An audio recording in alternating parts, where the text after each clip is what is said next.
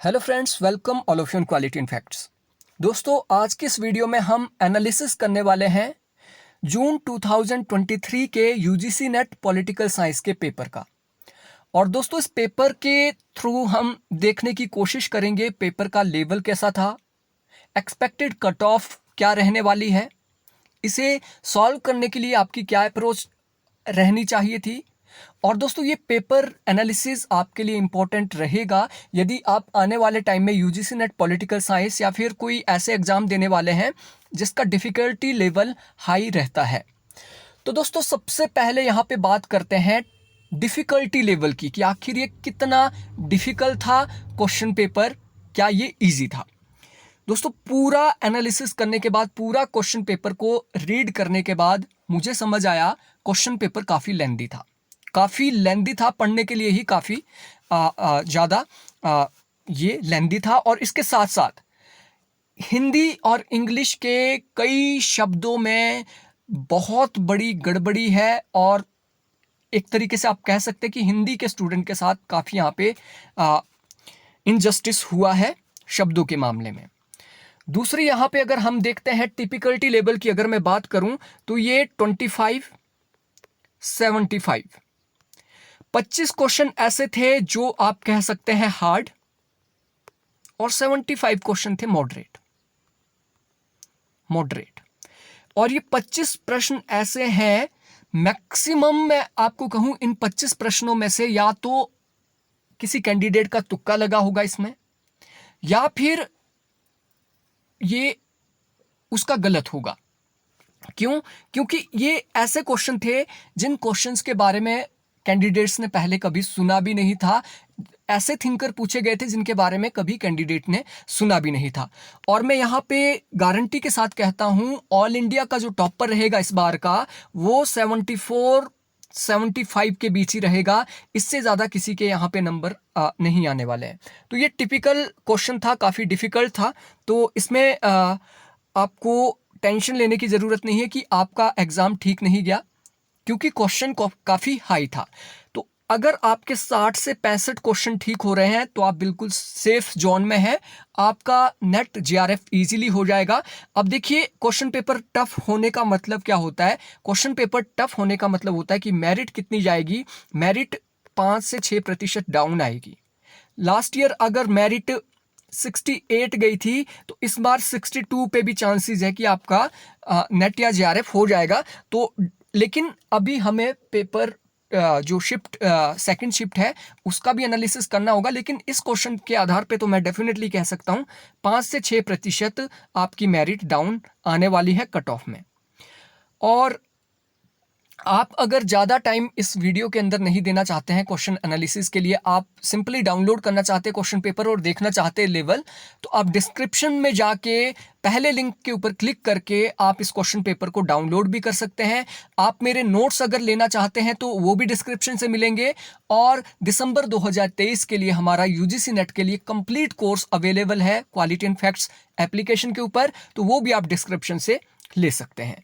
तो अब देखिए, सबसे पहला क्वेश्चन ही आप यहां पे देख लीजिए। ये क्वेश्चन है 3 part typology of the theory of globalization developed by Held and McGrew include the following. Simple question है, हेल्ड और मैकग्रीव द्वारा विकसित वैश्वीकरण के सिद्धांतों के त्रिभागी प्रारूपी में क्या क्या शामिल है?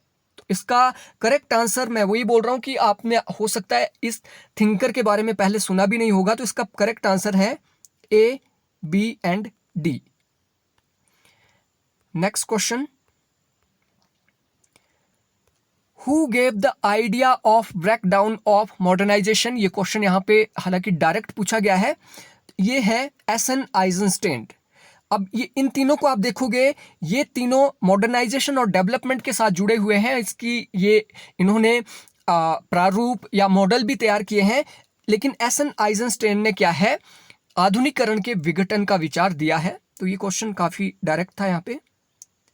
Arrange the following in chronological order according to establishment of year.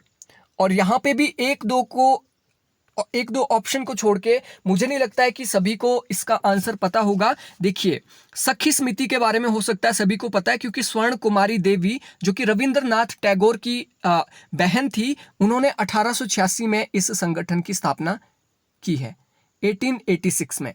Women's Indian association, women's Indian association की स्थापना की गई है 1917 में। 1917 में इसकी स्थापना की गई है। कहाँ पे? चेन्नई, जो कि उस दौरान मद्रास हुआ करता था। चेन्नई या मद्रास में विमेन इंडिया एसोसिएशन की स्थापना हुई। ऑल इंडिया विमेन कॉन्फ्रेंस, ये भी आई होप सभी को पता होगा, ये 1927 में इसकी स्थापना हुई है। जब हम फेमिनिज्म को पढ़ते हैं इंडिया का, तो उसमें इसके बारे में काफ़ी चर्चा आपको देखने को मिलेगी। नेक्स्ट है national council of women in India, national council of women in India, इसकी स्थापना हुई है 1925 में मुंबई के अंदर। ठीक है, इसकी स्थापना पुणे में हुई है, वुमेन कॉन्फ्रेंस की पुणे में, और नेशनल काउंसिल ऑफ वुमेन की स्थापना कहाँ हुई है? मुंबई में। तो इसका अगर सही क्रम आप देखेंगे तो ये आता है यहाँ पे ABDC। During whose government the look east policy was adopted, look east policy Narasimha Rao 1991 और 1993 से ये लागू हो गई थी। तो ये भी यहाँ पे काफ़ी डायरेक्ट क्वेश्चन था, सिंपल क्वेश्चन था। यहाँ पे बुक्स या आर्टिकल दिए गए हैं और उनसे रिलेटेड ऑथर दिए गए हैं। ये भी उतना ज़्यादा टफ नहीं था, क्योंकि प्रीवियस ईयर क्वेश्चन पेपर से ये रिपीट हुआ है। जैसे कि social structure and the ruling class, ये किताब लिखी है रेमंड आरन ने, ये एलिट थ्योरी से ये सारी।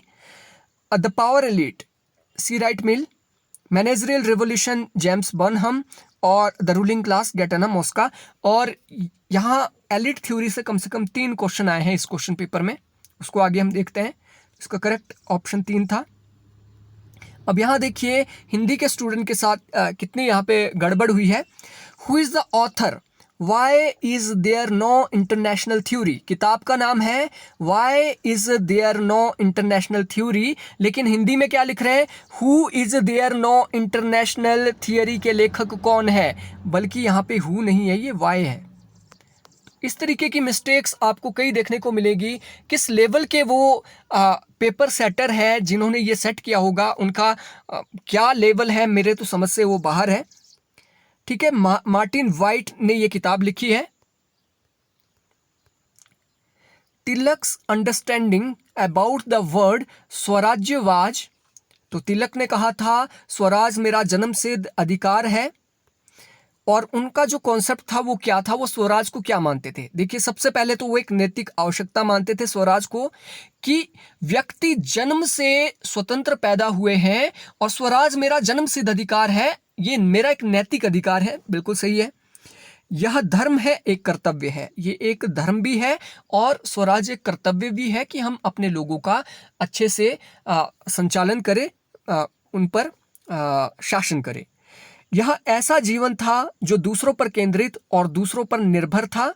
इसका अभिप्राय आत्मनियंत्रण और आंतरिक आध्यात्मिक स्वतंत्रता था। अब देखिए यहाँ पे भी आपको देखने को मिलेगा स्वतंत्रता था या स्वतंत्रता थी। इस तरीके की कई ग्रामेटिकल मिस्टेक, वो भी नेशनल लेवल के एग्जाम में। काफ़ी अच्छी बात ये नहीं है। ABD इसका करेक्ट आंसर है। इन्होंने दूसरों के जीवन के ऊपर केंद्रित नहीं माना है। बहुत सिंपल है, स्वराज मतलब अपने पे केंद्रित होता है, लेकिन यहाँ पे ऑप्शन C में क्या दिया गया है? यह एक ऐसा जीवन था जो दूसरों पर केंद्रित था और दूसरों पर निर्भर। अबे जब दूसरों पे निर्भर रहना है, दूसरों पे निर्भर रह के कौन सा स्वराज होता है? हमें तो खुद का रूल चाहिए। तो दैट्स मीन ये करेक्ट आंसर इसमें C नहीं होगा, इसमें बाकी सारे हैं। Which of the following are not related to Jayaprakash Narayan, Jayaprakash Narayan से इनमें से कौन सा नहीं जुड़ा है? अब यहाँ पे इतना सिंपल है, 3 नहीं जुड़े हैं, एक ही जुड़ा है। तो सभी को पता है संपूर्ण क्रांति 1974-75 के अंदर हुई है। धर्म संसद से जुड़े हैं विवेकानंद, गणेश उत्सव शुरू किया था तिलक ने, शुद्धि आंदोलन अभी मैं भूल रहा हूं, लेकिन शुद्धि चलो याद आएगा तो मैं बताऊंगा शुद्धि आंदोलन से कौन जुड़े हैं। आपको अगर पता है तो आप कमेंट बॉक्स में प्लीज लिख दीजिए। The function of the state according to individualism are, यानी व्यक्तिवाद के अनुसार राज्य के क्या काम है वो आपको बताने हैं। व्यक्तिवादी जो होते हैं वो राज्य को पुलिस स्टेट तक सीमित रखने की बात करते हैं। राज्य आर्थिक क्षेत्रों में हस्तक्षेप ना करे, राज्य व्यक्तिगत क्षेत्र में हस्तक्षेप ना करे, यानी पुलिस का जो काम होता है वही करेगा। तो देख लीजिए, विदेशी आक्रमण से राज्य सुरक्षा करेगा, बिल्कुल। संपत्ति की भी सुरक्षा करेगा, संपत्ति को छीन नहीं सकता, उसके ऊपर कंट्रोल नहीं कर सकता, लेकिन संपत्ति की सुरक्षा करेगा। महामारी से व्यक्ति की सुरक्षा करेगा, व्यक्ति के जीवन की भी सुरक्षा करेगा, लेकिन समाज में संपत्ति का वितरण, ऐसी तो बात इंडिविजुअल नहीं करता है, इंडिविजुअलिज्म नहीं करता है। तो यहाँ पे इसका करेक्ट आंसर है A B C D, only E इसका नहीं है। वितरण की बात बिल्कुल भी नहीं की गई है इंडिविजुअलिज्म द्वारा। यहाँ पे क्वेश्चन है और ये क्वेश्चन बिल्कुल गलत है, इसको आप चैलेंज कर सकते हैं। यहाँ पे क्वेश्चन पूछा गया है, भारत के राष्ट्रीय सुरक्षा का उद्देश्य देश की सीमा की सुरक्षा करना है, जैसा कि कानून में उल्लेखित किया गया है और संविधान में भी यह निहित है। अब यहाँ पे देखिए, इसमें बोला गया है कि भारत के राष्ट्रीय सुरक्षा का उद्देश्य देश की सीमा की सुरक्षा करना है और कानून में भी बताया गया है ऐसा। ये बिल्कुल गलत है। आप आर्टिकल 352 देख लीजिए।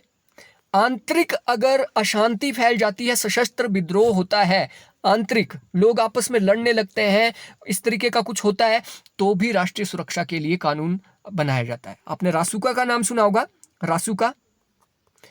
रासुका इसको बोला जाता है नेशनल सिक्योरिटी कानून, इस एक्ट से बोला जाता है। तो रासुका क्या है? रासुका इंटरनल बाउंड्री से रिलेटेड भी है, ये एक्सटर्नल, इसमें ऐसा कोई कॉन्सेप्ट नहीं है कि सिर्फ बाहरी सीमाओं की सुरक्षा करना है। राष्ट्रीय सुरक्षा मतलब लोगों के जीवन की, लोगों की संपत्ति की और साथ ही साथ बाउंड्रीज की, ये सब कुछ इसमें इंक्लूड हो जाएगा। दैट्स मीन स्टेटमेंट एक तो सही है, गलत है, स्टेटमेंट दो बिल्कुल सही है। भारत की राष्ट्रीय सुरक्षा के उद्देश्य का अनुसरण प्रमुख शक्तियों तथा प्रमुख भागीदारों के साथ सुरक्षा तथा रणनीतिक वार्ता द्वारा किया जाता है। तो इसको आप चैलेंज कर सकते हैं। इसका जो करेक्ट आंसर यहाँ पे बनेगा ऑप्शन सी बनेगा, लेकिन ए यहाँ पे दिया गया है। Which among the following is the role of representative according to John Wahlke. अब हो सकता है आपने जॉन वाल्के का नाम पहले नहीं सुना हो, लेकिन फिर भी आप इसका आंसर दे सकते हैं, कॉमन सेंस लगा के दे सकते थे, तो ये उतना टफ क्वेश्चन यहाँ पे नहीं था। जॉन वाल्के के अनुसार निम्नलिखित में से प्रतिनिधि की भूमिका क्या होती है? न्यासी, सहायक भूमिका, एक ट्रस्टी के रूप में प्रतिनिधि काम कर सकता है, बिल्कुल कॉमन सेंस पे हम समझ सकते हैं। सुविधा कारक तटस्थ भूमिका, यानी वो आपको फैसिलेट कर सकता है। जिला, राज्य या देशिक भूमिका, जिला स्तर पे भी आपका हो सकता है, राज्य स्तर पे भी आपका प्रतिनिधि हो सकता है, या फिर कंट्री के लेवल पे भी हो सकता है। क्रांतिकारी भूमिका आपके रिप्रेजेंटेटिव की नहीं होती है। That's mean A B C only, ये इसका आंसर है। Rousseau in his book discourse on origin of inequality drew distinction between the two type of inequality, और ये क्वेश्चन भी रिपीट हुआ है। दो प्रकार के इनइक्वालिटी की बात रूसो करते हैं। पहला है नेचुरल इनइक्वालिटी, प्राकृतिक असमानता, और दूसरी है सोशल इनइक्वालिटी, यानी सामाजिक असमानता। ये क्वेश्चन प्रीवियस ईयर से रिपीट हुआ है। Who among the following said the concept of citizenship has gone out of fashion among the political thinker? और ये क्वेश्चन भी वैसा ही है कि आप लोगों का तुक्का लगा तो लगा, ठीक है। ये इसका करेक्ट आंसर है वैन गन्स्टन, यानी राजनीतिक विचारकों में नागरिकता की संकल्पना अब प्रचलन से बाहर हो गई है। ये किसका कथन है? वान गुन्स्टन का। असर्शन और रीजन से एक बार फिर यहां क्वेश्चन आया है। असर्शन में कहा गया है लोकप्रिय संप्रभुता और सार्वभौमिक वयस्क मताधिकार की संकल्पना एक दूसरे के लिए पूरक है। बिल्कुल सही बात है। लोकप्रिय संप्रभुता तभी आपके काम की है जब आपको वयस्क मताधिकार होगा, जब सभी को जो मत देने का अधिकार होगा, तभी तो लोकप्रिय संप्रभुता काम आएगी, यानी एक दूसरे के लिए ये पूरक है। रीजन यहाँ पे दिया गया है संप्रभुता का स्रोत जनता है और इसलिए प्रत्येक को वयस्क मताधिकार दिया जाना चाहिए। बहुत सिंपल है। ऊपर यहाँ पे वयस्क मताधिकार की बात हुई है, रीजन में भी वयस्क मताधिकार की बात हुई है, दैट्स मीन इसकी सही एक्सप्लेनेशन भी ये है। ए इसका राइट आंसर होगा। नेक्स्ट क्वेश्चन है, which of the following figure are related to normative tradition of political theory? निम्नलिखित में से कौन राजनीतिक सिद्धांत की मानकीय परंपरा से जुड़े हैं? और अगर आपको थोड़ा बहुत भी इसमें आइडिया होगा, जैसे Robert A Dahl modern political science के साथ जुड़े हैं, मॉडर्न पॉलिटिकल एनालिसिस बुक भी इन्होंने लिखी है और इन्होंने साइंटिफिक थ्योरी की बात की है, तो सी तो नहीं होगा।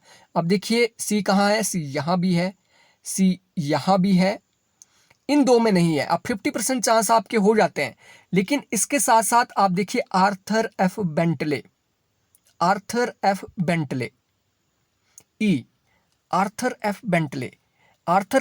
1908 के अंदर इन्होंने एक किताब लिखी है, 1908 के अंदर इन्होंने किताब लिखी है, और वहां से क्या है, एक जो आधार मिलता है व्यवहारवादी सिद्धांतकारों को।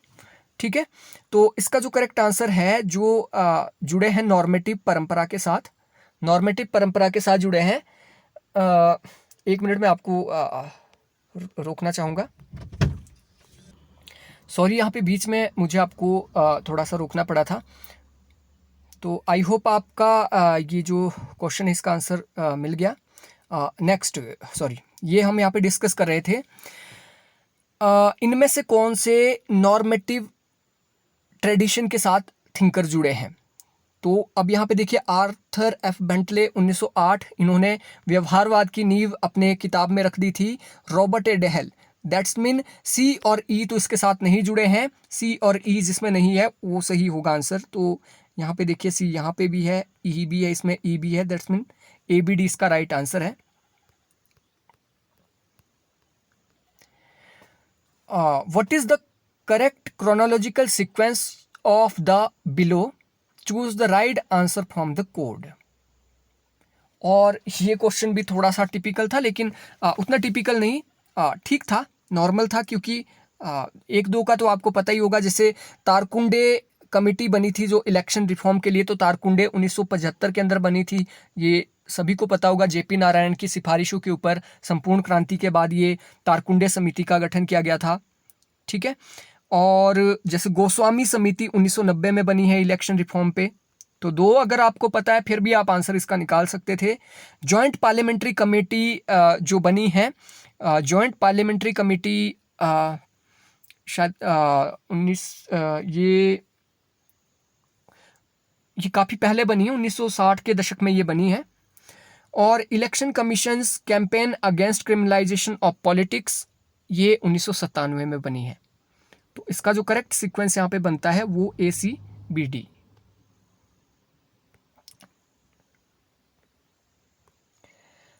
नेक्स्ट क्वेश्चन है, पीटर ड्रकर के अनुसार निम्नलिखित में से कौन से पाप गैर निष्पादन के लिए जिम्मेदार है?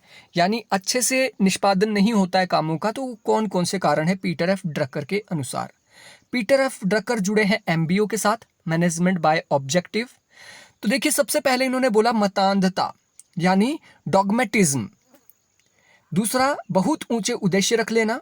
आप ऑब्जेक्टिव जो है वो इतने हाई सेट कर लेते हैं जिनको अचीव ही नहीं किया जा सकता। जिन ऑब्जेक्टिव को अचीव ही नहीं किया जा सकता, अगर ऐसे ऑब्जेक्टिव रखे जाए तो भी निष्पादन नहीं होगा। अनेक कार्य करने का प्रयास करना, यानी A कार्य भी, B कार्य भी, C कार्य भी, एक समय में सिर्फ एक काम करने की बात करता है मैनेजमेंट बाय ऑब्जेक्टिव। तो ये 3 प्रमुख है। चौथा, कर्मचारियों की कम संख्या। तो ये जरूरी नहीं है कर्मचारियों की कम संख्या हो तो भी कोई प्रॉब्लम नहीं है। अगर मैनेजमेंट ऑब्जेक्टिव के अनुसार हो रहा है तो कर्मचारी किसी संगठन में 2 ही होते हैं, लेकिन निष्पादन फिर भी अच्छा हो सकता है। किसी में 100 होते हैं, फिर भी अच्छा हो सकता है, अगर ये 3 प्रमुख कारण उसमें ना हो। तो ABC is right answer. Who called Nehru, Patel, Prasad and Azad an oligarchy within Constituent Assembly? और क्वेश्चन बहुत सिंपल, बहुत बार ये रिपीट हुआ है, ये है जॉन ऑस्टिन। यहाँ पे कुछ किताबें दी गई है और आपको मैच करना है थिंकर के साथ। सबसे पहले यहाँ पे देखिए, सबसे पहली किताब है political science of philosophical analysis. ये किताब लिखी है VV डाइक ने। Political science and the theory of action, ये किताब लिखी है जॉन जी गनेल ने। The American science of politics book लिखी है बर्नार्ड क्रिक ने, और segment of political science Eulau ने लिखी है। इसका करेक्ट आंसर है option 4। Arrange the following countries as per rank in human development index from higher to lower as per the latest report 2022 की ह्यूमन डेवलपमेंट रिपोर्ट के अनुसार आपको क्रम में लगाना है। तो भारत का 132वां रैंक था, चीन हमारे से आगे था। अब चीन का अगर आपको एग्जैक्ट पता नहीं है कि चीन की रैंकिंग क्या है, तो भी कोई प्रॉब्लम की बात नहीं है। तो यहाँ पे देखिए कैसे होना था कि पहले आएगा बी, उसके बाद आएगा डी, क्योंकि चीन की जो रैंकिंग है वो हमसे बेहतर थी, हमारी रैंकिंग थोड़ी ख़राब थी। तो पहले बी आएगा, उसके बाद डी आएगा। लेकिन बहरीन तो आई होप सभी को पता है सेकंड रैंकिंग इनकी रही है 2022 में। तो ए सबसे पहले आएगा, डी सबसे लास्ट में आएगा। तो ए इसका अगर एग्जैक्ट आप देखें, बहरीन की दूसरी रैंक थी, सेकंड रैंक थी किसकी, बहरीन की। चाइना की थी 79th रैंक, और मॉरिशियस की रैंकिंग थी 49। इंडिया की मैं बता चुका हूं 132। इसका करेक्ट सीक्वेंस यहां पे क्या बन रहा है, AEBCD। Question number 21, Nicholas Henry द्वारा यथा उल्लिखित लोक प्रशासन के विकास की निम्नलिखित अवस्थाओं को सही काल क्रम में लगाएं। ये क्वेश्चन थोड़ा सा टफ था, क्योंकि किसी ने भी निकोलस हेनरी द्वारा दी गई व्यवस्था के बारे में या फिर अवस्थाओं के बारे में नहीं पढ़ा था। लेकिन फिर भी ये क्वेश्चन आसान हो जाता है अगर कॉमन सेंस इसमें लगाई जाती। तो यहाँ पे देखिए, सबसे पहले ये सभी को पता है, राजनीति प्रशासन द्वैधता। तो ये तो वुड्रो विल्सन ने भी कहा था सबसे पहले। दूसरे चरण में क्या है, राजनीति के सिद्धांत बनाए जाते हैं, 1926 तक ये चलता है। पहला 1900 तक चलता है, दूसरा 1926 से ये आपका शुरू होता है। लोक प्रशासन के रूप में लोक प्रशासन, प्रशासनिक विज्ञान के रूप में लोक प्रशासन, राजनीति विज्ञान। अब देखिए, जब यहाँ पे दो तो आपको पता लग गया ए बी, उसके बाद क्या होता है, उसके बाद कहा जाता है कि लोक प्रशासन को क्या है, लोक प्रशासन को राजनीति विज्ञान में वापिस मर्ज कर देना चाहिए, क्योंकि इसका खुद का कोई अस्तित्व नहीं है। उसके बाद ई, उसके बाद बोला जाता है चलो कोई नहीं, पॉलिटिकल साइंस में नहीं, अब इसे मैनेजमेंट में पढ़ा जाएगा। तो ये आ गया आपका डी, और सबसे लास्ट में बना लोक प्रशासन, लोक प्रशासन के रूप में, कि अब लोक प्रशासन की स्टडी लोक प्रशासन के रूप में ही की जाएगी। तो सबसे पहले ए और सबसे लास्ट में क्या होगा, सी। तो ऑप्शन सिर्फ यहाँ पे देखिए आप, इसी में ए और सी है। तो इसका करेक्ट आंसर 3 था। Who among the following rejected the claim of universal sisterhood? Universal sisterhood का जो क्लेम है वो किसने नकारा था, पोस्ट मॉडर्न फेमिनिज्म ने, पोस्ट मॉडर्न फेमिनिज्म ने। और पोस्ट मॉडर्न फेमिनिज्म के साथ जुड़ा है ब्लैक फेमिनिज्म। ब्लैक फेमिनिज्म के जगह पे अगर यहाँ पे दलित फेमिनिज्म होता तो वो भी सही होता। तो इसका करेक्ट आंसर है ब्लैक फेमिनिज्म। और लिबरल फेमिनिज्म भी यहाँ पे दिया है, हालांकि लिबरल फेमिनिज्म ने ही ये सिद्धांत दिया था। Who among these said? निम्नलिखित में से किसने भारत में जाति के संबंध में कहा था, प्रत्येक समाज में विगत के तुच्छ और अनुपयोगी तथा जो निश्चित रूप से तर्क के विरुद्ध है के बोझ ढोना पड़ता है। यानी कास्ट सिस्टम एक ऐसा सिस्टम है कि तुच्छ प्रकार का जो सिस्टम है वो ढोना पड़ता है, जो बिल्कुल अनुपयोगी होता है। ये कहा था जॉन डिवी ने भारत की जाति व्यवस्था से related. Who is related with advent of Zionist movement and Zionist Congress? तो ये क्वेश्चन काफी डायरेक्ट था। आरोन डेविड मिलर जुड़े हैं यहूदी आंदोलन के साथ। Which among the following are the crises in political development described by Lucian Pye? Lucian Pye ने जो क्राइसिस की बात की है, और ये 3 से 4 बार क्वेश्चन रिपीट हुआ है यूजीसी नेट से ही। तो लुशियन पाई ने आइडेंटिफाई क्राइसिस की बात नहीं की है, ये आइडेंटिटी क्राइसिस होना चाहिए, आइडेंटिटी क्राइसिस। ठीक है, क्राइसिस की भी इन्होंने बात की थी, वैधता का संकट जिसे कहा जाता है। पेनिट्रेशन क्राइसिस भी कहा है कि जो सुविधाएं दी जाती है वो समाज तक नहीं पहुंचती है, प्रवेश का संकट इसे कहा गया है, लेकिन वेलफेयर क्राइसिस की बात नहीं की गई है। तो ABC only 3, ABC is right. Chronologically arrange the stages of economic development. अब ये इकोनॉमिक डेवलपमेंट WW रोस्टोव की दी है। यहाँ पे WW रोस्टोव ने जो टेक ऑफ मॉडल दिया है विकास का, वहां से ये क्वेश्चन पूछ लिया गया है। और ये क्वेश्चन कई बार देखा है मैंने, कम से कम 6-7 बार प्रीवियस ईयर में ये आया है ये क्वेश्चन। तो देखिए WW रोस्टोव सबसे पहले बोलते हैं प्री टेक ऑफ स्टेज। कोई भी सोसाइटी होती है प्री टेक ऑफ स्टेज होती है, जब वो अपनी इंडस्ट्री वगैरह लगाना शुरू करता है। फिर टेक ऑफ स्टेज होता है, इंडस्ट्री चलने लगती है। फिर आती है आपकी एज ऑफ मैच्योरिटी, जब आपकी इंडस्ट्री क्या है, प्रोडक्शन अच्छा करने लगती है, मैच्योरिटी। और सबसे लास्ट में क्या है, age of high mass consumption, की जो आपके प्रोडक्ट बने हैं उनको लोग खरीदते भी हैं, उनका लोग भरपूर आनंद भी उठाते हैं। तो BDCA is correct answer. Question number 27, निम्नलिखित में से कौन सा कथन राहुल मुखर्जी की पुस्तक political economy of reform in India का है? भारत की अर्थव्यवस्था विशिष्ट पूर्व एशियाई मार्ग का अनुसरण करती है। अब देखिए यहाँ पे ज़्यादा टाइम देने की ज़रूरत नहीं है। अगर आपको राहुल मुखर्जी की पुस्तक पॉलिटिकल इकोनॉमी ऑफ रिफॉर्म्स के बारे में कुछ आइडिया है तो आप इसका पता लगा सकते हैं।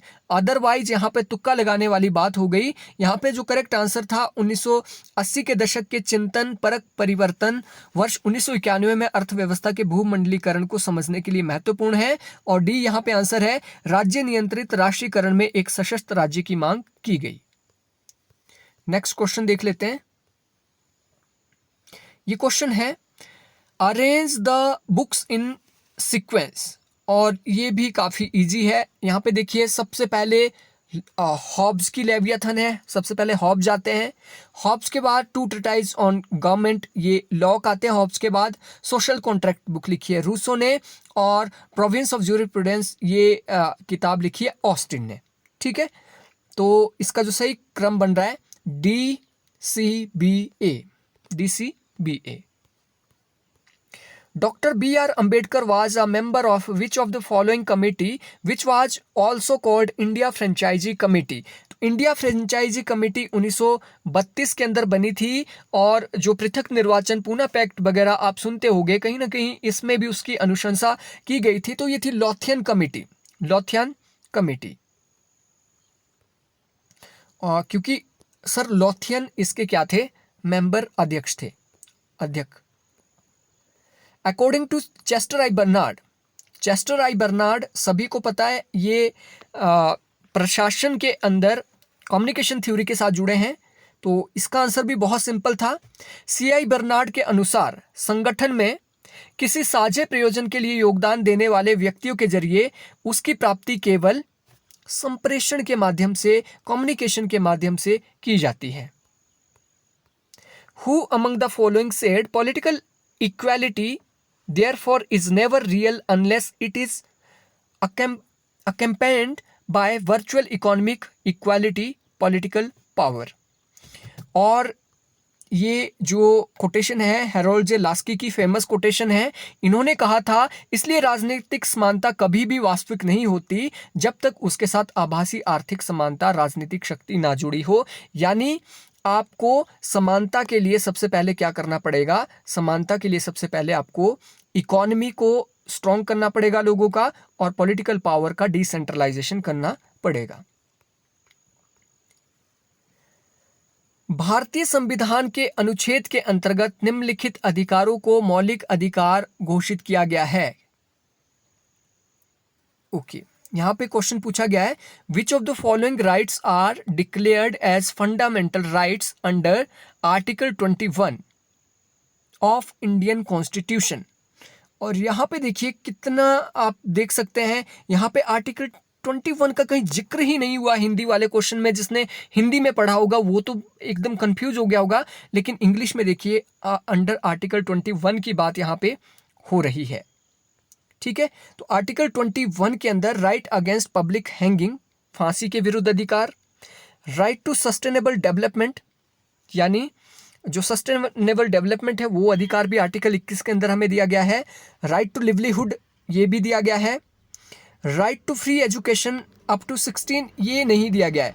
6 से 14 साल के बच्चों के लिए अधिकार दिया गया है, जो कि कहीं ना कहीं ड्रिवन होता है, कहीं ना कहीं वहाँ से हमें मिला है, आर्टिकल 21 के तहत मिला है। तो 16 तो नहीं है, 6 से 14 होता तो इसे मान लिया जा सकता था। राइट टू रेपुटेशन ये भी सही है। दैट्स मीन डी जिसमें ना हो वो करेक्ट आंसर यहाँ पे होना था। तो डी यहाँ पे भी है, यहाँ भी है, यहाँ भी है, इसमें नहीं है। दैट्स मीन यहाँ पे ऑप्शन 2 करेक्ट है। यहाँ पे सोशल थिंकर दिए हैं, स्कॉलर्स दिए हैं, और उनके कॉन्सेप्ट यहाँ पे दिए गए हैं। मॉरिस जॉन्स का जो कॉन्सेप्ट है बार्गेनिंग फेडरलिज्म, क्वेश्चन कई बार इस तरीके से रिपीट हुआ है ये। और Paul Appleby extreme federal bargaining concept इन्होंने दिया है। आइवर जेनिंग्स ने दिया है federation with strong centralize tendency, और ग्रैनविले ऑस्टिन कोऑपरेटिव फेडरलिज्म के साथ जुड़े हैं। क्वेश्चन नंबर 34, ये हावर्थन जो परीक्षण हुआ था उसके जो कंक्लूजन निकाले गए थे वहां से ये क्वेश्चन पूछ लिया गया है, और कई बार इस चीज को मैं आपके सामने डिस्कस कर चुका हूं। रेट बस्टर का मतलब होता है जो रेट को एकदम बढ़ा देता है, बहुत ज्यादा काम करता है, बहुत ज्यादा प्रोडक्शन जो आदमी करेगा उसको सामाजिक संगठनों ने क्या कहा था, रेट बस्टर, यानी one who does too much work, जो बहुत ज़्यादा काम करता है। तो जो संगठन होता है उनके ऊपर दबाव बनता है कि भाई ये आदमी तो इतना कर रहा है, आप क्यों नहीं कर रहे हो। दूसरा होता है रेट चिसलर का मतलब होता है जो बहुत सुस्त आदमी है, बहुत कम काम करता है। स्क्विलर कबूतर का बच्चा या चूजा जिसे कहा गया। स्क्विलर का मतलब जो यहाँ की इंफॉर्मेशन वहाँ ले जाता है, जो कंप्लेंट करता है अपने कुलीग्स की सुपरवाइजर के पास। और इंस्पेक्टर का मतलब हु मेंटेन सोशल डिस्टेंस और एक्ट एज ऑफिशियली। तो इसका करेक्ट आंसर था ए का 1, बी का 2, सी का 3 और डी का 4। अकॉर्डिंग टू गांधी के अनुसार क्या सही है वो आपको बताना है। साध्य और साधन के बीच कोई संबंध नहीं है। साध्य साधन को न्यायोचित ठहरा सकता है। ये जो कोटेशन है, ये वाली कोटेशन किसके साथ सही बैठती है, ये बैठती है मैकियावेली के साथ, गांधी के साथ ये बिल्कुल नहीं बैठती। साधन महत्वपूर्ण नहीं है, ऐसा भी नहीं है। यहाँ पे करेक्ट आंसर है साध्य और साधन परस्पर संबंधित होते हैं गांधी के अनुसार। आपके साधन अच्छे हैं तो साध्य भी आपका ऑटोमेटिक अच्छा हो जाएगा, यानी दोनों के बीच क्या है, परस्पर ये संबंधित है। तो option 4 right answer. Who among the following dismissed the idea of natural rights as theoretical nonsense, यानी प्राकृतिक अधिकारों को बकवास किसने कहा, ये जेरेमी बेंथम ने। क्वेश्चन ये भी कई बार रिपीट हो चुका है, बहुत सिंपल क्वेश्चन था क्योंकि इन्होंने लीगल थ्योरी ऑफ राइट्स दी थी, यानी अधिकार वही है जो राज्य द्वारा आपको दिए जाते हैं, ऐसा कोई प्राकृतिक अधिकार नहीं होते हैं बेंथम के अनुसार। निम्नलिखित में से कौन सी एसोसिएशन समूह ने मेयोवाद की कड़ी आलोचना की और हावर्थन शोधकर्ताओं को काउ सोशलिस्ट कहा था। अब देखिए दूसरा क्वेश्चन हावर्थन परीक्षण से यहाँ पे आ गया, ये था United auto worker in USA, इन्होंने कहा था काउ सोशलिस्ट मेयोवादियों को। और ये क्वेश्चन मैं कई बार पहले भी डिस्कस कर चुका हूँ अपनी वीडियोस के अंदर। Who refers to new economic policy in 1991 as tripping point transformation, यानी किसने 1991 की नई आर्थिक नीति को अग्र सूचना बिंदु परिवर्तन कहा था, राहुल मुखर्जी। और मुझे लगता है 99 या 100% लोगों को इसके बारे में कुछ आइडिया भी नहीं होगा, तुक्का ही लगा होगा जिसका भी लगा होगा। और ऐसे क्वेश्चन से डरने की ज़रूरत नहीं है क्योंकि ये इतना इजी क्वेश्चन नहीं है। नेशनल लेवल का क्वेश्चन आप यहाँ पे देख रहे हैं, नेशनल लेवल का क्वेश्चन पेपर आप देख रहे हैं नेशनल टेस्टिंग एजेंसी का। तो यहाँ पे 80 क्वेश्चन अगर किसी के होते हैं तो वो टॉपर है। 20 क्वेश्चन तो ऐसे रहते हैं जो गलत होते ही होते हैं, तो ऐसे डरने की ज़रूरत नहीं है। ऐसे क्वेश्चन के लिए आप जितनी मर्जी मेहनत कर लो, ऐसे क्वेश्चन आएंगे जो आपको पता भी नहीं होगा जिनका, तो इससे कोई डरने वाली बात नहीं है। फ्रेडरिक हर्जबर्ग के अनुसार कार्य संतुष्टि के निर्धारक निम्नलिखित में से कौन से हैं? हर्जबर्ग ने XY थ्योरी दी, इसे हाइजीन थ्योरी भी कहा जाता है। एक को हाइजीन कहा गया, दूसरे को मोटिवेशन कहा गया। तो यहाँ पे हाइजीन की बात नहीं हुई है, यहाँ पे मोटिवेशन की बात हुई है, संतुष्टि की बात हुई है। हाइजीन के अंदर क्या है, लोग क्या है, सुविधाएं चाहते हैं, लोग क्या है, सैलरी बढ़ाना चाहते हैं, लोग अपना अच्छा रहन सहन चाहते हैं, रोजगार जहाँ पे वो ले रहे हैं वहाँ पे परिस्थितियाँ अच्छी चाहते हैं, वो हाइजीन फैक्टर है। लेकिन वाई फैक्टर क्या है, वाई है मोटिवेशन। तो देख लेते हैं। हाँ, हर्जबर्ग के अनुसार संतुष्टि के जो कारक है वो है उपलब्धि, यानी अपने कार्य से ही संतुष्ट होना। अगर मैंने अच्छा कार्य किया, अपनी उपलब्धि से मैं संतुष्ट हूं, मुझे मान्यता मिलेगी, उससे भी मैं संतुष्ट हूं। स्वयं के कार्य को अच्छे से अच्छा करना, वो भी एक प्रकार की संतुष्टि है। लेकिन वेतन और कार्य की स्थितियां क्या है, ये हाइजीन फैक्टर है, ना कि संतुष्टि वाले factor. That's mean ABC only is right answer. और ये पब्लिक एडमिनिस्ट्रेशन की यूनिट जब मैंने स्टडी की थी या फिर पढ़वाई थी आपको यूट्यूब के माध्यम से, तो वहाँ पे भी आप इसको देख सकते हैं डिटेल में। यहाँ पे हेंडरसन ब्रुक्स रिपोर्ट की बात की गई है। हेंडरसन ब्रुक प्रतिवेदन, ये 1962 इंडिया और चाइना का जो युद्ध हुआ था उसके बाद उसकी समीक्षा के लिए हेंडरसन ब्रुक्स रिपोर्ट आई थी। और ये क्वेश्चन काफ़ी डायरेक्ट क्वेश्चन यहाँ से पूछा गया था। Identify the correct chronological sequence of the following. Chronological sequence आपको बताना है। जैसे केशवानंद भारती केस सभी को पता था, 1973 के अंदर ये आया। मिनर्वा मिल्स 1980 के अंदर ये आया। गोलकनाथ केस 1967 के अंदर। मेनका गांधी बनाम भारत की केंद्र सरकार। अगर आपको इसका आंसर नहीं भी पता था तो 3 तो आपको पता थे, इसका आंसर आप ऐसे ही निकाल लेते हैं, ठीक है। लेकिन जो मेनका गांधी केस आया है ये 1978 के अंदर आया था, तो ये भी आपको यहाँ पे आइडिया लग गया होगा। तो इसका करेक्ट सीक्वेंस बन रहा है CADB। क्वेश्चन नंबर 42, निम्नलिखित में से कौन से सही है वो आपको यहाँ पे बताने हैं। The cry of Indian women मूलतः अंग्रेजी में रमाबाई द्वारा लिखा गया, ये बिल्कुल सही बात है। इन्होंने इसे लिखा है, ये जो लेख है, किताब है, ये किसकी है, ये है रमाबाई की। लेकिन इन्होंने इसे हिंदी में लिखा था, इसका ट्रांसलेशन हुआ अंग्रेजी के अंदर। जो इसका करेक्ट आंसर यहाँ पे बनता है, पहला बिल्कुल गलत है। दूसरा देखिए, 1887 में रमाबाई ने the high cast Hindu women प्रकाशित की, बिल्कुल सही है। दूसरा, रमाबाई मुक्ति प्रेयर बेल नामक न्यूज लेटर को प्रकाशित करती थी, ये भी सही है। और 1919 में इन्हें केसर हिंद का मेडल प्रदान किया गया। नेक्स्ट क्वेश्चन देखते हैं। बीजिंग कंसेंसस किससे रिलेटेड है? बीजिंग कंसेंसस रिलेटेड है चीन के तीव्र आर्थिक विकास के मॉडल से। Who said that national program cannot be fixed according to ideology, and if people want it, let them elect astrologer to govern the country, and if they believe in astrology out of ignorance, let us combat it।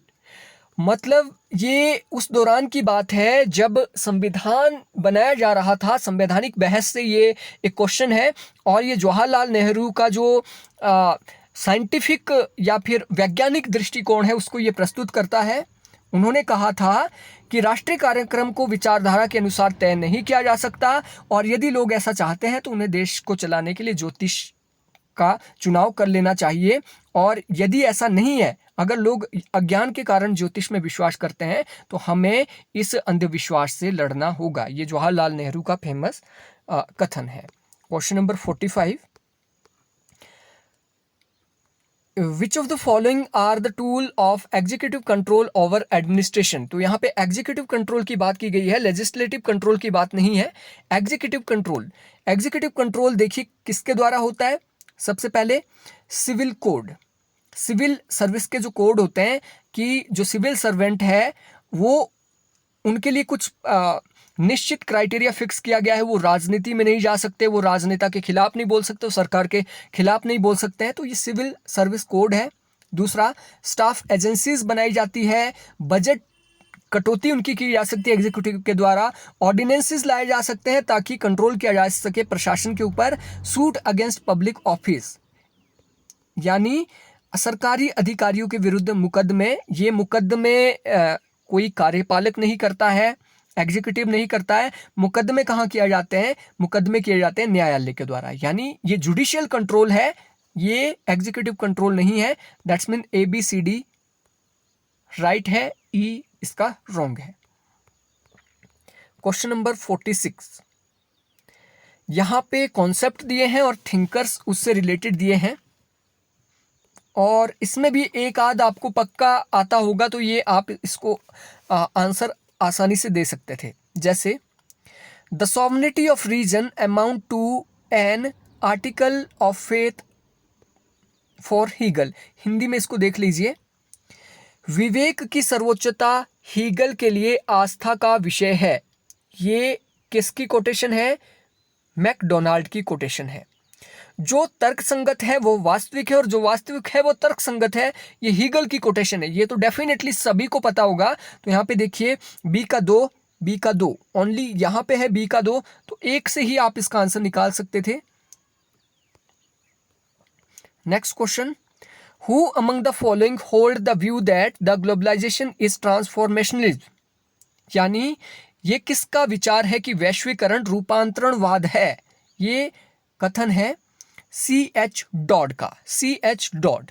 और ये भी मैं कह सकता हूँ कि तुक्के पर ही आधारित है, क्योंकि इसके बारे में अधिकतर लोगों ने नहीं सुना होगा। इवन मैं भी पहली बार C.H. डॉड के बारे में यहाँ पे पढ़ रहा हूँ। Question number 48, when open skies agreement between India and USA was signed, 2005 के अंदर, 2006 के अंदर 2005-6 के अंदर ही आपका 123 एग्रीमेंट था, और उसके साथ ही हमने साइन किया था क्या? Open skies agreement. Which of the following concept are associated with John Rawls? John Rawls के साथ कौन से कॉन्सेप्ट जुड़े हुए हैं? अज्ञान का पर्दा, वेल ऑफ इग्नोरेंस, प्राथमिक सामाजिक वस्तुएं, प्राइमरी सोशल गुड भी इसकी भी बात की है, और प्योर प्रोसीजरल जस्टिस की भी बात की है। संगठन के सिद्धांतों के साथ मुनी एंड रिले जुड़े हैं, मुनी एंड रिले।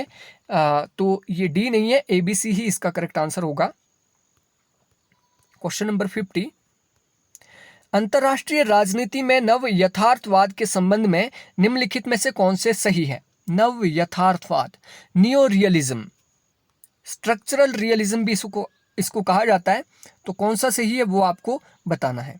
तो सबसे पहले यहाँ पे देखिए, अंतरराष्ट्रीय अराजकता आवश्यक रूप से तनावों, टकरावों और युद्ध की संभावना की ओर ले जाती है। बिल्कुल ये नव यथार्थवाद कहते हैं, क्योंकि अंतरराष्ट्रीय संरचना हमारे पास अराजक है, कोई वर्ल्ड गवर्नमेंट नहीं है, इसलिए युद्ध होते हैं। तो ये तो बिल्कुल सही है। अंतरराष्ट्रीय अराजकता के परिणाम स्वरूप स्व सहायता की प्रणाली बनती है। सेल्फ हेल्प सबसे जरूरी है। राज्य को अपनी हेल्प खुद करनी पड़ेगी, दूसरे के ऊपर निर्भर नहीं रहना है। सी, टकराव इस तथ्य से प्रोत्साहित होता है कि राज्य को प्राथमिक रूप से अन्य राज्यों के सापेक्ष अपनी स्थिति बनाए रखने का सरोकार होता है, यानी बैलेंस ऑफ पावर की भी बात करते हैं, अपनी स्थिति को मजबूत करने की कोशिश करते हैं सभी राज्य। तो ये भी है। सुरक्षा द्वंद्व को आक्रामक प्रयोजनों के लिए सैन्य हथियारों के भंडारण का निर्माण कहा जा सकता है। तो ये ऐसा जरूरी नहीं है स्ट्रक्चरल रियलिज्म के बारे में। स्ट्रक्चरल रियलिज्म बेसिकली 2 टाइप का है, ऑफेंसिव रियलिज्म और डिफेंसिव रियलिज्म।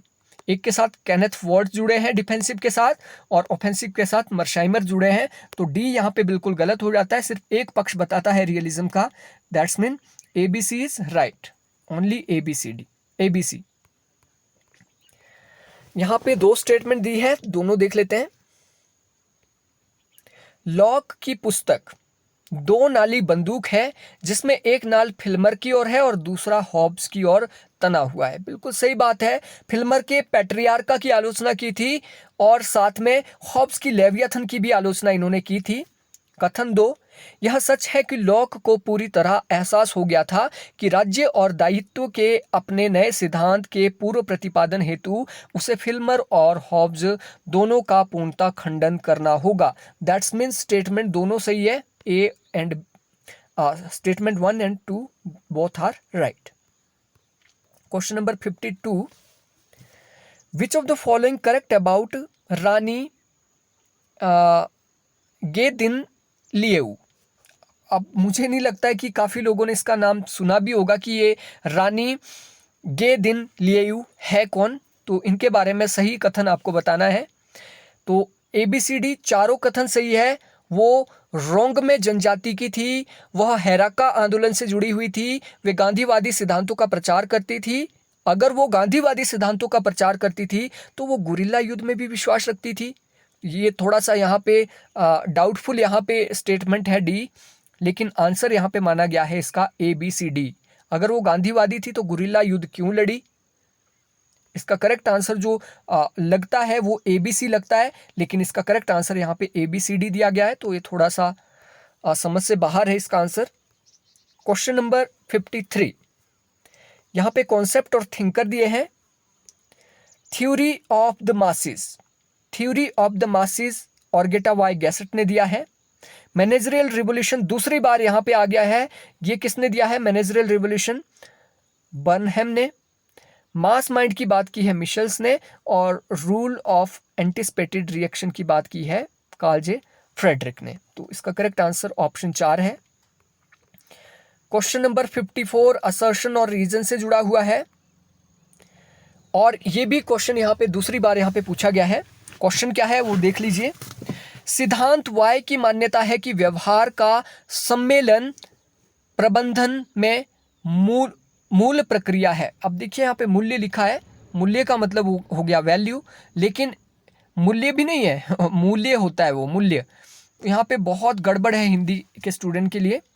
तो इसको देखिए, एक्स और वाई सिद्धांत में पहले ही आपको बता चुका हूँ। एक्स सिद्धांत बोलता है कि व्यक्ति संकीर्ण होते हैं, वाई सिद्धांत कहता है कि व्यक्ति क्या होते हैं? प्रोग्रेसिव होते हैं, वो संकीर्णता उनके अंदर नहीं होती है। ठीक है, तो वाई सिद्धांत की यहाँ पे बात की जा रही है। सिद्धांत वाई के ये तो आपको समझ आ गया होगा। सिद्धांत वाई की मान्यता है कि व्यवहार का सम्मेलन प्रबंधन में मूल प्रक्रिया है, यानी लोगों के व्यवहार देखे जाते हैं और वो मूल प्रक्रिया है। बिल्कुल सही बात है।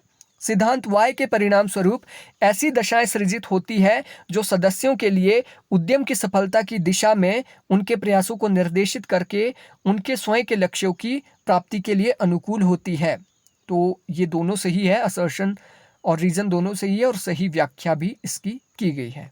क्वेश्चन नंबर 55, मानव अधिकारों की विभिन्न पीढ़ियों के संबंध में निम्न पर विचार कीजिए। सबसे पहले देखिए, the first generation focus on civil and political right. देखिए, ये नारीवाद की बात कर लीजिए या सिंपल मौलिक अधिकारों की, मानव अधिकारों की हम बात करते हैं तो सबसे पहले क्या, पॉलिटिकल राइट्स के लिए हम लड़ते हैं। तो ये फर्स्ट जनरेशन है, ये तो बिल्कुल सही बात है, ये बिल्कुल सही है। दूसरा, the second generation focus on collective right, सामूहिक अधिकार, सांस्कृतिक अधिकार, क्या ये सेकंड स्टेज के अंदर थे? नहीं। कलेक्टिव अधिकारों की बात तो आजकल की जा रही है, LGBT के अधिकारों की बात तो आज की जा रही है, ये सेकंड स्टेज की बात नहीं, ये तो कंटेम्प्रेरी है।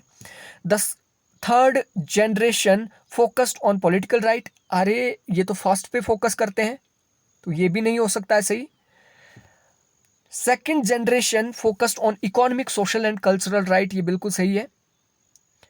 The third generation focused on collective right, तो यहाँ पे देखिए आंसर इसका सिंपल था। पहली जनरेशन सभी को पता है, पहले हम पॉलिटिकल राइट्स के लिए लड़े, पॉलिटिकल और इकोनॉमिक राइट्स, ठीक है, सॉरी पॉलिटिकल और सिविल राइट्स के लिए पहले हम लड़े, ए। दूसरा आ गया आपका सेकंड जनरेशन किससे रिलेटेड है? इकोनॉमिक और कल्चरल राइट से, और थर्ड है कलेक्टिव राइट से। तो ADE is right answer. Question number 56, who among the following is founder of Nalanda college of Buddhist studies Canada? इसकी स्थापना की है Suwanda HJ Sugunasiri. Arrange the following humanitarian intervention in order of their occurrence. ये कुछ ऐसे mission है जो UN ने चलाए हैं मानवाधिकारों की रक्षा के लिए, इनको आपने सीक्वेंस में लगाना था, और अगर आपको पता था इसके बारे में तभी आप इसका आंसर दे सकते थे, अदरवाइज यहाँ पे तुक्के लगाने वाली बात होती। ओके, ये देखिए यहाँ पे 1991, ये जो ऑपरेशन प्रोवाइड कंफर्ट, ये गल्फ जो क्राइसिस हुआ था 1991 उसके दौरान चलाया गया था। तो मुझे सिर्फ एक का ही यहाँ पे एग्जैक्ट आइडिया था, 1991 का जो गल्फ क्राइसिस हुआ था। ठीक है, तो यहाँ पे देखिए दो ऑप्शन सही, 50% चांस आपके सही हो जाते हैं क्योंकि ए फर्स्ट है। ऑपरेशन टर्कोइस, ऑपरेशन जो टर्कोइस है, ऑपरेशन टर्कोइस बेसिकली ये रवांडा से जुड़ा हुआ है। 1994 में रवांडा में ये ह्यूमैनिटेरियन इंटरवेंशन की थी यूएनओ ने। Operation allied forces, operation allied forces ये कोसोवो के अंदर हुआ था, कोसोवो के अंदर 1999 के अंदर। और operation restore hope, operation restore hope Somalia के अंदर 1993 के अंदर हुआ है। तो इसका करेक्ट आंसर जो सीक्वेंस बन रहा है option 4। Who said the function of science is to describe and that of philosophy is to explain. ये देखिए साइंटिफिक जो एमएन रॉय का जो वैज्ञानिक भौतिकवाद है उससे जुड़ी हुई ये कोटेशन है। किसने कहा कि विज्ञान का कार्य वर्णन करना है और दर्शन शास्त्र का कार्य व्याख्या करना है। अतः दर्शन शास्त्र विज्ञान का विज्ञान है, ये एमएन रॉय का वैज्ञानिक भौतिकवाद से जुड़ी हुई कोटेशन है। विभिन्न राज्यों के राज्यपालों की विशेष शक्तियों के बारे में निम्नलिखित में से कौन सा युग्म गलत है। महाराष्ट्र में विदर्भ और मराठवाड़ा के लिए अलग विकास बोर्ड बनाया गया है और विदर्भ और मराठवाड़ा जो है यहाँ पे सूखे की काफ़ी प्रॉब्लम है, यहाँ पे गरीबी की जो समस्या है वो काफ़ी ज़्यादा है, इसलिए यहाँ पे अलग एक विकास बोर्ड बनाया गया है। बिल्कुल सही है। तेलंगाना रायलसीमा क्षेत्र के लिए अलग विकास बोर्ड, देखिए तेलंगाना 2014 के अंदर बना है और 2014 के बाद यहाँ पे ऐसा कोई भी विकास बोर्ड नहीं बनाया गया है अलग से। असम का सभी को पता है, अनुसूचित जनजाति के प्रशासन के क्षेत्रों के लिए यहाँ पे बना है। और मणिपुर में पर्वतीय क्षेत्रों के प्रशासन के लिए अलग से बोर्ड बना है, जिसका अधिकार किसके पास है, जिसका अधिकार है राज्यपाल के पास। तो इसका सही आंसर होगा ऑप्शन 2 गलत है। Question number 60, arrange the following in sequence as according to Maslow scale of need. Need hierarchy को यहाँ पे क्रम में लगाना है और ये भी काफ़ी इजी था। देखिए सबसे पहली जो नीड होती है फिजियोलॉजिकल नीड, शारीरिक आवश्यकताएं लोगों की होती है, खाना पीना। उसके बाद नेक्स्ट होती है आपकी सेफ्टी नीड, उसको सुरक्षा की भी ज़रूरत है, खाना पीना प्रॉपर है, कहीं उसको कोई मार ना दे। दूसरी नीड होती कौन सी है, सेफ्टी नीड। तीसरी नीड होती है बिलोंगिंग नीड्स। बिलोंगिंग नीड्स का मतलब होता है आत्म संबंधों की, अपने परिवार के साथ, सोसाइटी के साथ संबंध स्थापित करने की, शादी ब्याह, ये सब कुछ होता है तीसरे नंबर पे। चौथे नंबर पे एस्टीम की नीड होती है। एस्टीम यानी समाज के अंदर आपके पास पैसा भी आ गया, आपके पास सिक्योरिटी भी है, आपका परिवार भी है। जो चौथी नीड इन्होंने कहा, ये कहा आत्मसम्मान, सोसाइटी के अंदर आत्मसम्मान भी आपका होना चाहिए। और सबसे लास्ट और सुपीरियर जो हायरार्की है नीड की, वो होता है सेल्फ एक्चुअलाइजेशन, यानी अपने बारे में बोध।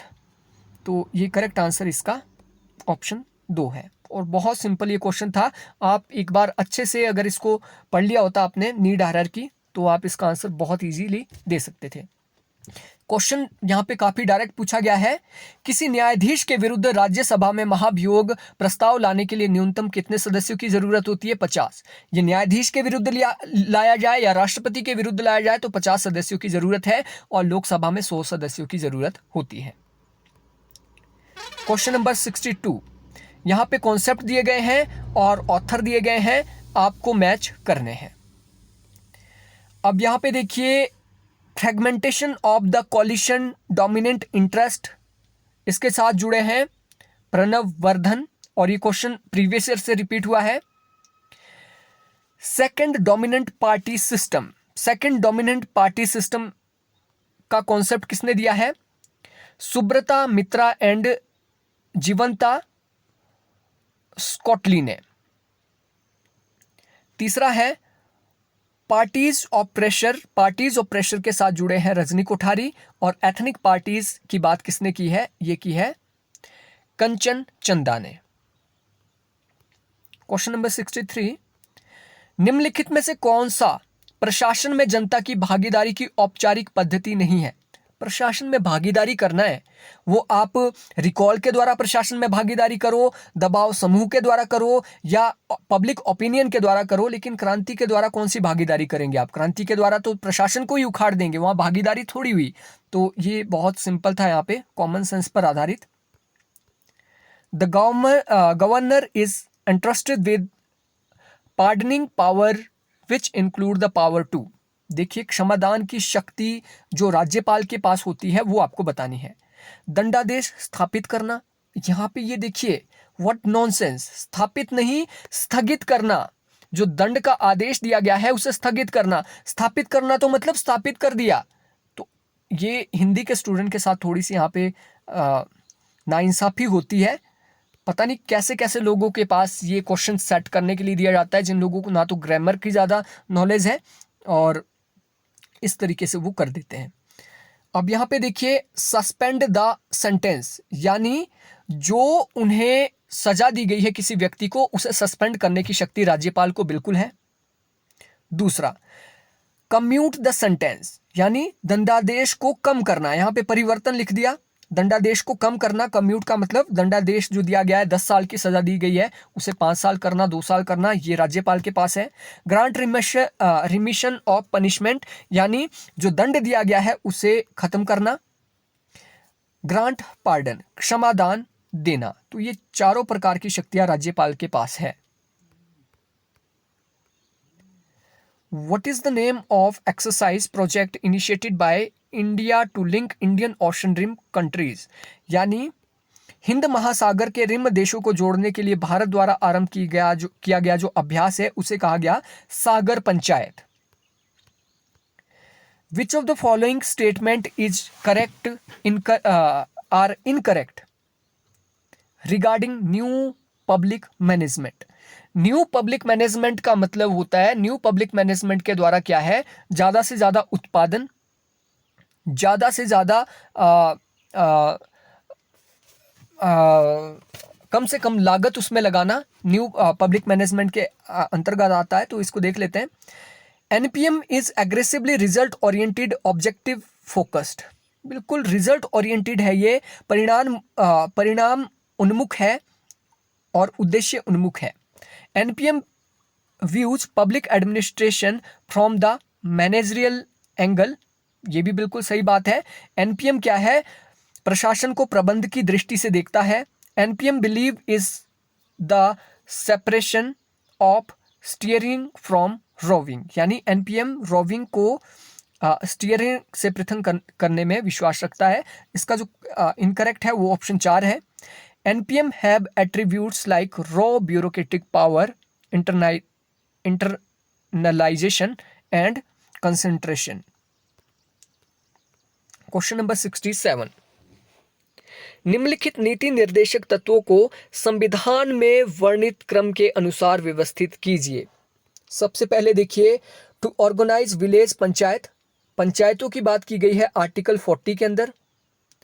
To secure the right to work, काम का अधिकार आर्टिकल 41 के तहत हमें दिया गया है संविधान में।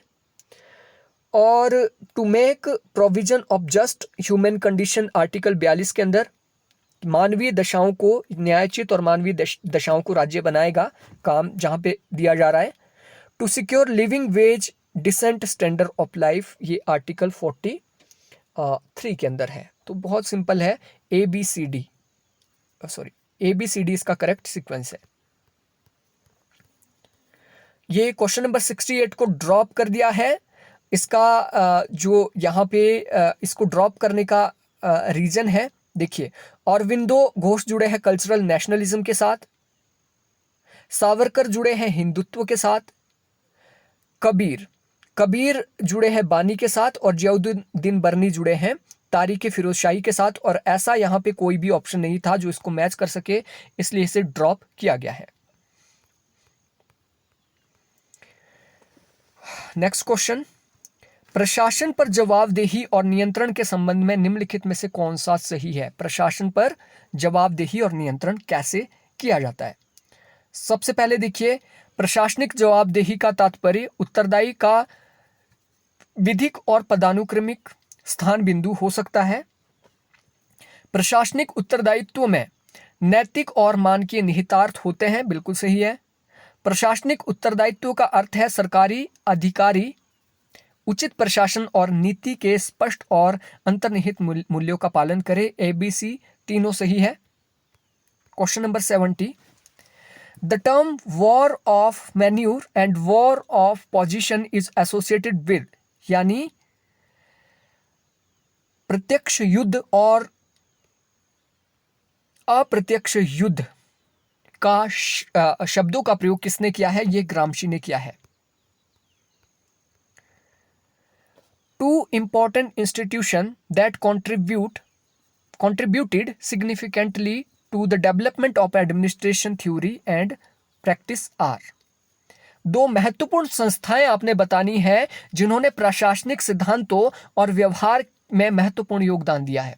अब देखिए, पहले जो प्रशासन होता था वो चर्च के अंतर्गत होता था और मिलिट्री के अंतर्गत होता था। मिलिट्री से जैसे हमने लाइन ऑर्गेनाइजेशन लिया, मिलिट्री से हमने क्या लिया? लाइन ऑर्गेनाइजेशन लिया प्रशासन में, और चर्च से हमने स्टाफ ऑर्गेनाइजेशन लिया। तो ये चर्च और मिलिट्री थी जिनके द्वारा काफी सिद्धांत हमने अपनाए हैं प्रशासन के अंदर। निम्नलिखित में से कौन से कथन उत्तर व्यवहारवाद के बारे में सही है? उत्तर व्यवहारवाद, किसी भी निर्णय पर पहुंचने से पहले सार पर विचार किया जाना चाहिए, बिल्कुल सही है। सामाजिक परिवर्तन इसका सूक्ति वाक्य होना चाहिए, यानी कोई भी परिवर्तन समाज के अंदर किया जा रहा है वही इसका मोटो होना चाहिए। यह व्यवसायों के राजनीतिकरण की बात करता है, ये बिल्कुल सही बात है, राजनीतिकरण होना चाहिए व्यवसायों का। तकनीक और परिणामन सर्वाधिक आवश्यक होते हैं।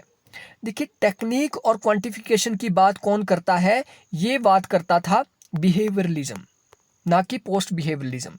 बिल्कुल सही बात है। वैल्यू न्यूट्रल की बात किसने की थी? टेक्निक के ऊपर फोकस किसने किया था? बिहेवियरलिज्म ने, ना कि पोस्ट बिहेवियरलिज्म ने।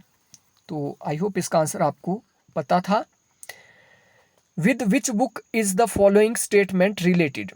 Law is the command of that person whose percept contain in the region of obedience। किस रचना में निम्नलिखित कथन है? कानून उस व्यक्ति का आदेश है जिसका बोध आज्ञा पालन के तर्क में निहित है। ये C.D. हॉब्स की किताब के अंदर ये बात की गई है कानून के बारे में। G20 के बारे में निम्नलिखित में से कौन से कथन सही है वो आपको बताने हैं। इसमें 20 संप्रभु राष्ट्र सदस्य के रूप में है, बिल्कुल नहीं। G20 के अंदर 19 राष्ट्र प्लस 27 EU कंट्री, ये 28 EU कंट्री आप कह लीजिए इसको। तो ये टोटल कितने हो जाते हैं? टोटल हो जाते हैं 47 कंट्रीज। टोटल 47 कंट्रीज है, ना कि 20 कंट्रीज। तो ए तो यहाँ पे गलत है। दूसरा देख लेते हैं।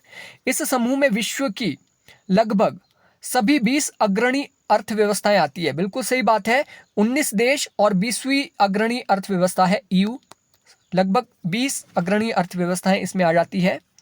G20 वित्त मंत्रियों, केंद्रीय बैंकों और सरकारों के प्रमुखों के बीच संवाद को बढ़ावा देने के लिए एक अनौपचारिक मंच के रूप में प्रचालन करता है, बिल्कुल सही है। इसमें आपके वित्त मंत्री भी आते हैं, हमारे रिजर्व बैंक के जो गवर्नर है उनके भी बीच संवाद होता है इसमें। यह एक नए संस्थागत विश्व व्यवस्था के उभरने का प्रतिनिधित्व करता है। तो केवल एक गलत है, बाकी सब सही है। Find the correct statement with regard to post colonial feminism. Post colonial feminism के बारे में आपको सही कथन बताना था। इसका जो सही आंसर है वो है ABC। देखिए, पोस्ट कॉलोनियल फेमिनिज्म का मतलब यहाँ पे पोस्ट मॉडर्निज्म फेमिनिज्म से काफ़ी ये मिलता जुलता है, लेकिन पोस्ट कॉलोनियल फेमिनिज्म क्या कहता है कि कॉलोनीज जैसे उपनिवेशीकरण होता है, जैसा शोषण अमेरिका के अंदर महिलाओं का है वैसा यूरोपियन कंट्रीज के साथ नहीं है। तो ये इसका बेसिक क्रक्स है, देख लेते हैं। ना केवल महिला और पुरुषों के बीच अंतर है बल्कि विश्व के विभिन्न भागों में महिलाओं के बीच अंतर है। जैसा शोषण एशिया के अंदर महिलाओं का हो रहा है, ऐसा जरूरी नहीं है कि ऐसा ही शोषण कहाँ पे हो यूरोप के अंदर हो। ये कहना है पोस्ट कॉलोनियल फेमिनिज्म का। महिलाओं के हाशिए पर होने को समझने के लिए संस्कृति, निर्जातीयता और भौगोलिक स्थान जैसे कारक महत्वपूर्ण है। ये भी सही है। उत्तर औपनिवेशिक नारीवाद सांस्कृतिक, आर्थिक और राजनीतिक दमन के संबंध में उपनिवेशवाद के ऐतिहासिक ज्ञान की ओर संकेत करता है। महिलाओं की अधीनता को समझने के लिए सार्वभौम उपागम है। ये देखिए, सार्वभौम उपागम की बात नहीं करता है। महिलाओं की अधीनता को कैसे समझना है? इंडिया का अलग है, अफ्रीका का अलग है, सोमालिया का अलग है, रवांडा का अलग है। तो ये सार्वभौम की बात तो बिल्कुल भी नहीं करता है, यूनिवर्सल उपागम की तो बात नहीं करता है।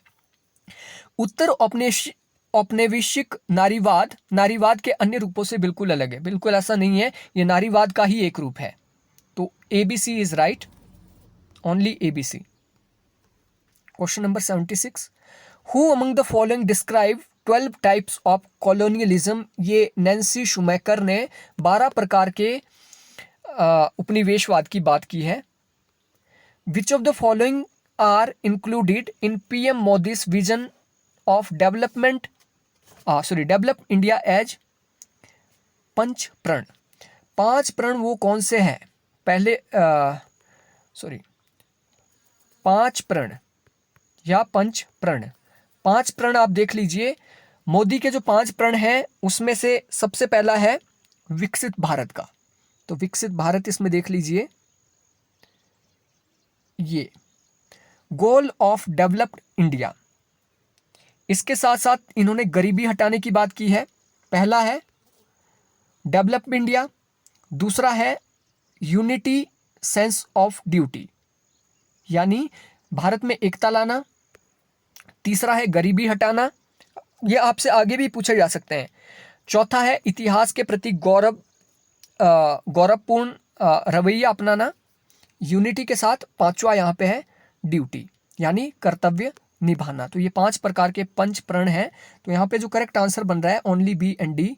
B के अंदर है डेवलप्ड इंडिया बनाना और D के अंदर unity and sense of duty. Question number 78, सामाजिक क्रिया और सामाजिक सुधार दोनों के मानकीय लक्ष्य है। सामाजिक क्रिया हो या सामाजिक सुधार हो, दोनों के नॉर्मेटिव लक्ष्य होते हैं। सामाजिक सुधार सामाजिक क्रिया का केवल एक क्षेत्र है, सामाजिक क्रिया का क्षेत्र काफी व्यापक है। ये दोनों जो कथन है बिल्कुल सही है। निम्नलिखित में से कौन सा नैन्सी शूमेकर द्वारा किए गए उपनिवेशवाद के वर्गीकरण में सूचीबद्ध नहीं है? देखिए, नैन्सी शूमेकर से दूसरा क्वेश्चन आ गया है और कॉलोनियलिज्म से ये चौथा क्वेश्चन इसी क्वेश्चन पेपर में आ गया है। तो पेपर सेटर कौन थे जिन्होंने एक ही जगह फोकस किया इतना बड़ा सिलेबस होने के बाद भी? तो ये कहना थोड़ा मुश्किल है। देखिए, इन्होंने एक्सट्रैक्टिव कॉलोनियलिज्म की बात की, ट्रेड की बात की, लीगल कॉलोनियलिज्म की बात की है, लेकिन कल्चरल कॉलोनियलिज्म की बात इन्होंने नहीं की है। Lyndall Urwick has identified 8 principle of organization. Lyndall Urwick ने प्रशासन के 8 सिद्धांत दिए हैं। आपको बताने हैं कि इनमें से कौन से हैं, कौन सा नहीं है, इनमें से कौन सा नहीं है।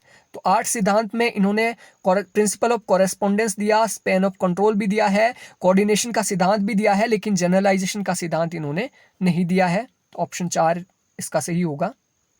सावरकर कब हिंदू महासभा के अध्यक्ष बने थे? ये बने थे 1937 में। डायरेक्ट क्वेश्चन, बहुत सिंपल था। निम्नलिखित में से किसने ये दावा किया कि राजनीति का विज्ञान उससे पूर्व का नहीं है? तो ये दावा किसने किया था? हॉब्स ने, कि राजनीति विज्ञान उससे पूर्व का नहीं है। निम्नलिखित में से किस विद्वान ने नेहरूवाद के विभिन्न रूपों सैन्य नेहरूवाद, शास्त्रीय नेहरूवाद और शीत युद्धोत्तर नेहरूवाद का प्रेक्षण किया? ये स्टीफन कोहेन का ये कहना है। क्वेश्चन नंबर 84, संवादनी का संबंध किस आंदोलन से है? संवादनी दलित नारीवादी साहित्यिक आंदोलन से जुड़ा है, जिसने दलितों की जो स्थिति है, दलित महिलाओं की जो स्थिति है, उसको उजागर किया है संवादनी डायलॉग के तहत। यहाँ पे एनर्जी की कंपनीज दी है और होस्ट कंट्रीज उनकी दी है, और ये समझ से बाहर है। इसका जो करेक्ट आंसर है, ये जो एनर्जी कंपनी है, टोटल एनर्जी कंपनी, ये फ्रांस की कंपनी है। पेट्रोनेस कंपनी है मलेशिया की। सिनोपेक कंपनी है चाइना की। और एर्मेको कंपनी है सऊदी अरेबिया की। इस क्वेश्चन को आपने ज़्यादा सीरियसली नहीं लेना है, इस तरीके का क्वेश्चन रिपीट नहीं होगा, और ऐसे क्वेश्चन आएंगे उसको जस्ट इग्नोर आप कर दो, क्योंकि इतना आप नहीं पढ़ पाओगे कि सभी देशों की कंपनीज को आप याद रख पाओ। Question number 86, who said that it is better to suffer wrong than do wrong?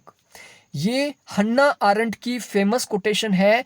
इन्होंने फ्रांस की जो क्रांति हुई थी, फ्रांस की क्रांति 1789 की आलोचना में ये कथन कहा था। इन्होंने कहा था फ्रांस में क्रांति तो हो गई, फ्रांस में क्रांति के द्वारा सत्ता को भी उखाड़ फेंका, लेकिन वहां पे लोगों के जीवन स्तर में कोई भी परिवर्तन नहीं हुआ। यानी आपने ये गलत किया। इन्होंने अमेरिका की क्रांति को अच्छा माना, लेकिन इस क्रांति को इन्होंने बुरा माना, इसलिए इन्होंने कहा कि गलत करने से गलत बर्दाश्त करना बेहतर है।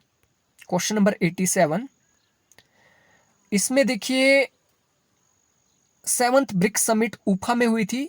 ये आपको पता होगा, RBC इज BRIC, ये सिंपल फॉर्म एक ट्रिक है। पहली रशिया में हुई, दूसरी ब्राजील में, तीसरी चाइना में, चौथी इंडिया में, पांचवी साउथ अफ्रीका में, छठी ब्राजील में, सातवीं रशिया के उफा में हुई है। तो ये इसका आंसर तो यहाँ पे निकल जाएगा। ठीक है, COP27 लेटेस्ट जो कॉप हुई है, COP27, ये जीके का क्वेश्चन यहाँ पे आ गया, जनरल नॉलेज का क्वेश्चन। ये हुई है नोम पेन। ठीक है, तो दो भी अगर आपको पता था तो इसका आंसर आप निकाल लेते हैं। Option A is right. When is the International Day for Universal Access of Information celebrated on? सूचना की सार्वभौमिक पहुंच के लिए अंतर्राष्ट्रीय दिवस मनाया जाता है 28 सितंबर को। What is not true about भागीदारी अप्रोच ऑफ डेवलपमेंट? भागीदारी अप्रोच डेवलपमेंट का ये दिल्ली सरकार की एक पहल है। इसके तहत क्या है, प्रशासन में भागीदारी को महत्वपूर्ण माना गया है। आपको यहां पे बताना है कि क्या सही नहीं है भागीदारी अप्रोच के बारे में। It is similar to traditional model of local self government. Local self government से इसका कोई लेना देना नहीं है, बल्कि प्रशासन में भागीदारी से ये रिलेटेड है। इसमें जल प्रबंधन और वर्षा जल संचयन शामिल है। यह सिविल सोसाइटी की भागीदारी से कार्यान्वित होता है। दैट्स मीन ऑप्शन 2 इसका गलत है। क्वेश्चन नंबर 90, और ये लास्ट क्वेश्चन है, इसके आगे पैराग्राफ है। निम्नलिखित में से कौन से प्रस्ताव अल्पसंख्यक संबंधी अधिकारों से संबंधित नहीं है? अल्पसंख्यक, यहां पे क्वेश्चन पूछा गया है, इंग्लिश में इसको पढ़ लीजिए। Which amongst these resolution were not concern with minority right? Minority rights के साथ कौन सा नहीं जुड़ा है? पहला देख लीजिए, नेहरू का संवैधानिक मसौदा 1928, ये संविधान के निर्माण से जुड़ा हुआ है, इसका माइनॉरिटी राइट से कोई लेना देना नहीं है। कराची प्रस्ताव 1931, इससे भी माइनॉरिटी राइट्स का कोई भी लेना देना नहीं था। कराची का जो मसौदा, जो प्रस्ताव है, ये मुस्लिमों की भागीदारी से जुड़ा हुआ है। अल्पसंख्यक का कोई लेना देना इससे नहीं है, अधिकारों का। सी, मुस्लिम महिला तलाक संबंधी अधिकारों की रक्षा अधिनियम 1986, और ये अधिकार माइनॉरिटी से ना जुड़कर ये फेमिनिज्म से जुड़ा हुआ एक मुद्दा है। महिला अधिकारों से जुड़ा हुआ मुद्दा है, ना कि अल्पसंख्यकों के साथ। लेकिन 3 तलाक का जो मुद्दा है ये अल्पसंख्यकों से जुड़ा है, क्योंकि 3 तलाक से क्या है, महिलाएं भी प्रभावित हो रही है मुस्लिम की, पुरुष भी प्रभावित हो रहे हैं। उनका जो अपना एक लॉ है, उनका जो एक इस्लाम का जो लॉ है उसको भी ये प्रभावित करता है। तो ऑप्शन ए बी सी ये नहीं जुड़े हैं माइनॉरिटी राइट से, बल्कि ओनली ये जुड़ा है 3 तलाक विधेयक। तो इसका करेक्ट आंसर था ए बी सी। तो दोस्तों ये था आज का एक क्वेश्चन पेपर जो कि जून 2023 नेट का पेपर था। आपको ये कैसा लगा, डिफ़िकल्टी लेवल कैसी थी, आपके कितने मार्क्स बन रहे हैं, आप कमेंट बॉक्स में लिख सकते हैं। और अगर आप कंप्लीट कोर्स हमारा ज्वाइन करना चाहते हैं तो वो भी आप डिस्क्रिप्शन के थ्रू एप्लीकेशन में जाकर ज्वाइन कर सकते हैं। So thank you friends, thanks for watching.